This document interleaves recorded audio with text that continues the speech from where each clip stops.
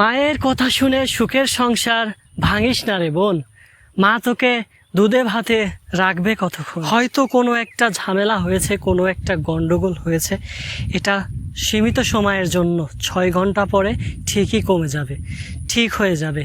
কিন্তু মা তোমাকে 6 মাস হয়তো বা দুধে ভাতে রাখবে। তারপর গ্রামের লোকজন এসে কবে, তোমার মেয়ে কি কালো, একে আবার বিয়ে দিয়ে দেওয়াই তো ভালো। তারপর আবার পাত্র দেখা শুরু হবে। পরের পাত্রটা কি তোমাকে সেই আগের মতো কদর করবে? না রে বোন। সংসার জীবনে যে কোনো 2 জনের ভিতরে যে কোনো একজন যদি মানিয়ে নিতে পারে, সেই সম্পর্ক কোনো দিনও নষ্ট হয় না। তার মানে সেও একদিন উপলব্ধি করবে যে তুমি মানিয়ে নিতে পারোনি, তুমি ভেঙে পড়েছিলে, যার কারণে সংসারটা নষ্ট হয়ে গিয়েছে। তার কাছে তুমি কখনোই সেই কদরটা আর পাবে না। মায়ের কথা শুনে সংসারটা নষ্ট করিস না রে বোন।